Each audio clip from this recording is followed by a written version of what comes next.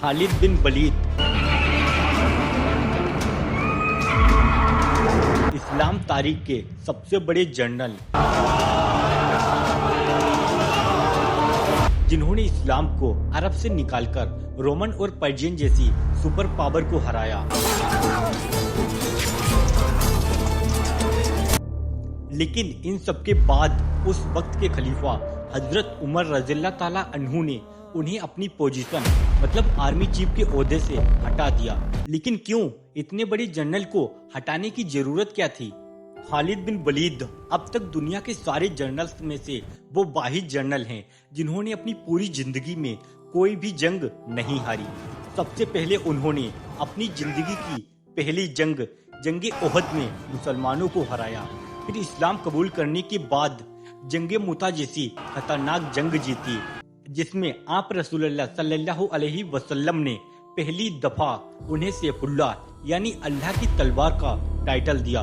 फिर आप सल्लल्लाहु अलैहि वसल्लम के बाद पहले खलीफा हजरत अबू बकर रज़ियल्लाहु ताला अन्हु ने खालिद बिन वलीद को मुसलमानों की पूरी फौज का पहला आर्मी चीफ बनाया, जिसके बाद वो मदीना से फौज लेकर रवाना हुए और बहुत तेजी से पूरे अरब को फतह कर लिया और जंगे यमामा में बहुत बड़ी फतह हासिल की। लेकिन पूरा अरब फतह करने के बाद जब अबू बकर रज़ियल्लाहु ताला अन्हु ने उन्हें वापस मदीना आने की बजाय पर्शियन एम्पायर की तरफ जाने का हुक्म दिया। पर्शियन एम्पायर पहुंचने के बाद खालिद बिन वलीद ने अगेन बहुत तेजी से पर्शियन एम्पायर के ये सारे इलाके फतेह कर लिए। लेकिन at the same time Abu Bakr रज़ियल्लाहु ताला अन्हु ने एक दूसरी फौज रोमन एम्पायर की तरफ रवाना की। लेकिन यह फौज बहुत बड़ी होने के बावजूद भी उस तरह की कामयाबी हासिल न कर सकी। इसलिए रोमन एम्पायर के हालात को कंट्रोल करने के लिए हजरत अबू बकर रज़ियल्लाहु ताला अन्हु ने खालिद बिन वलीद की तरफ एक ऑर्डर भेजा कि पर्शियन एम्पायर को छोड़कर रोमन एम्पायर की तरफ जाएं। फिर जब खालिद बिन वलीद रोमन एम्पायर की तरफ गए तो अगेन वहां हर जंग जीतने लगे और आखिर रोमन एम्पायर की बहुत इम्पोर्टेंट सिटी दमश्क को फतह करके यह सारा इलाका फतह कर लिया। लेकिन अब जब खालिद बिन वलीद रोमन एम्पायर की तरफ चले गए तो पर्शियन एम्पायर में मुसलमान दोबारा हारने लगे।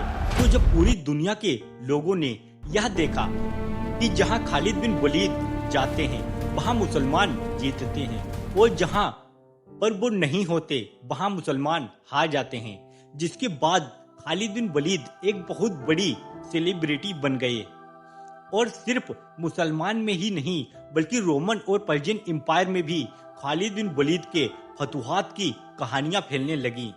यहाँ तक कि एक दुश्मन जनरल ने खालिद बिन वलीद के पास आकर कहा कि हमारे इलाके में यह कहानी बहुत मशहूर है कि एक दिन आसमान से अल्लाह की तरफ से आपके लिए एक तलवार नाजिल हुई, इसलिए आपको सैफुल्लाह कहा जाता है। इन सारी बातों के बाद यह बातें नए मुसलमानों की गैदरिंग में आम हो चुकी थीं कि सिर्फ खालिद ही जंग जीत सकते हैं और उनके अलावा चाहे जो भी हो मुसलमान जंग नहीं जीत सकते। जब हजरत उमर रज़ियल्लाहु ताला अन्हु खलीफा बने, उन्हें पता था कि मुसलमानों का खालिद बिन वलीद के बारे में यह माइंडसेट इस्लाम के लिए बहुत ही खतरनाक हो सकता है, क्योंकि अगर ना खास्ता खालिद बिन वलीद किसी जंग में शहीद हो जाते हैं तो फिर मुसलमानों की फौज का सारा मोराल टूट जाता।